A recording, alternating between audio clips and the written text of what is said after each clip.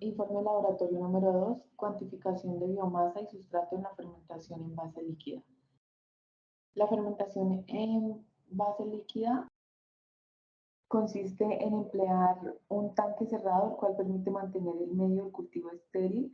A su vez, va a permitir mantener un control constante de su pH, al igual que la temperatura y la agitación del medio, que provee un ambiente óptimo para el crecimiento de los microorganismos.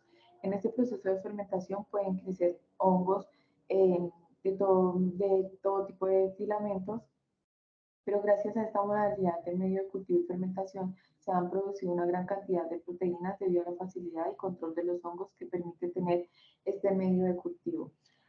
Algunas ventajas que permite este tipo de fermentación, y una de las principales es que en este medio de cultivo permite tener una gran variedad de las aplicaciones en la industria, ya que facilita el proceso de producción de microorganismos. Gracias a este proceso de fermentación se han logrado reducir los tiempos de fermentación, lo cual permite tener una correcta fermentación en un tiempo más corto en comparación con la fermentación en base sólida, al igual que reducir los tiempos de fermentación, los costos laborales son más bajos, las operaciones son más simples y el mantenimiento es mucho más fácil de las condiciones asépticas a escala industrial. Pero también en cuanto a sus desventajas, este tipo de fermentación, al tener el medio de cultivo en suspensión líquida, no permite tener un control directo y constante del pH del microorganismo, al igual eh, que el microorganismo, al estar diluido en un medio sobrenadante, puede presentar una alta inestabilidad, lo cual puede dificultar su control. Algunos productos en este tipo de fermentación son la fermentación de masa madre. Se considera que la fermentación de masa madre juega un papel supremamente clave eh, en cuanto a nivel industrial. También se presenta en la producción de bioetanol, y en la industria farmacéutica se usa bastante para la producción de antibióticos. En su metodología, este tipo de fermentación em, sumergida en un tanque profundo es la forma más típica de producir una enzima. Un microorganismo seleccionado se cultiva en un tanque profundo rico en los nutrientes que ese microorganismo en particular requiere. Conforme el microorganismo crece, dirige esos nutrientes y los convierte ya sea en más microorganismos o en una gran variedad de enzimas. Cada microorganismo está particularmente adaptado para producir una enzima particular. La fermentación sumergida generalmente involucra una serie de pasos. Eh, por lo general, se recurre a microorganismos modificados genéticamente para maximizar la producción de una enzima en particular. Alrededor del 90% de todas las enzimas industriales, incluyendo las que ya se usan en los alimentos balanceados, se pueden producir a través de la fermentación sumergida microbiana. En el proceso realizado en cuantificación de biomasa, eh, el primer paso fue tomar el peso de los 4 tubos de centrifuga. Estos fueron manipulados con unas pinzas especiales para no alterar el peso seco de estos. Posteriormente, se le agregan 12 milímetros del caldo de cultivo a cada uno de los tubos de centrifuga. Este caldo de cultivo ya lo tenemos preparado desde el laboratorio anterior. Luego de haber depositado los 12 milímetros de caldo de cultivo, estos tubos pasan en una serie repetitiva de centrifugación a 6.000 revoluciones por minuto durante 10 minutos aproximadamente. Esta secuencia se repite hasta acabar el caldo de cultivo presente desde el laboratorio pasado. Luego de esto, se separa el sobredrenaje de la cuantificación de azúcares y etanol, y este se suspende en unos pellets con una solución isotónica de cloruro de sodio a 9%, y posteriormente se centrifuga a 6.000 revoluciones por minuto durante 10 minutos aproximadamente. Luego de esto descartamos de nuevo el sobrenadante y pasamos a secar los tubos de centrifuga durante 72 horas a una temperatura aproximadamente de 60 grados centígrados.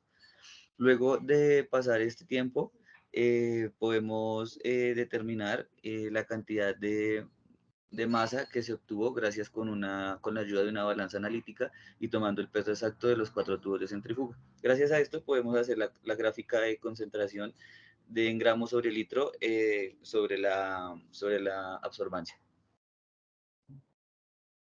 Para la cuantificación de azúcares y etanol, el proceso de biomasa es guardar el sobrenadante del proceso anterior y agregamos 2 milímetros de este sobrenadante y lo completamos con 0,8 milímetros de agua hasta completar 1 milímetro de la sustancia. Luego de esto agregamos 1 milímetro del reactivo DNS y este lo llevamos por ebullición durante 10 minutos. Luego de los 10 minutos transcurridos agregamos de nuevo agua la misma isotónica que estamos utilizando desde el principio del laboratorio y ya gracias al equipo correspondiente podemos tomar los datos de absorbancia de cada una de las muestras. Con estos datos podemos hacer la curva de calibración y podemos tomar las tablas para hacer el correspectivo análisis. Aquí tenemos los resultados de biomasa. Tenemos los 4 resultados, están enumerados 1, 2, 3 y 4, los cuales fueron positivos en cuanto a los resultados esperados, agregando pues este tipo de peso. Y gracias a esto pues concluimos en la elaboración de la gráfica de calibración. Y aquí tenemos también los resultados de la muestra de etanol, en donde pues gracias a esto es como nos basamos para hacer las siguientes tablas.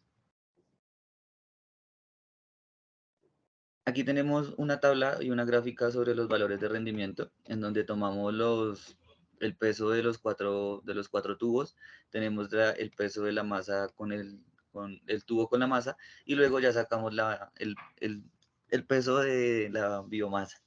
Luego tenemos la concentración de biomasa, tenemos la concentración del sustrato y la concentración de etanol. Gracias a estos datos podemos hacer el YXS y el YPS. El YXS depende de la masa, de los gramos de la biomasa sobre los gramos de la concentración del sustrato, y el YPS es con etanol y la concentración del sustrato. Entonces, bajo esta tabla pudimos hacer esta gráfica de barras en la cual nos indica que el sustrato de etanol tuvo mayor rendimiento en comparación al sustrato de biomasa. En cuanto a la cuantificación de etanol, nos basamos en la información base, de la cual nos compartieron en el laboratorio para poder hacer la elaboración de esta curva, en la cual tenemos los datos de la concentración en mililitros de etanol sobre mililitros. Lo convertimos gracias a la densidad para conseguir la concentración en gramos sobre mililitros.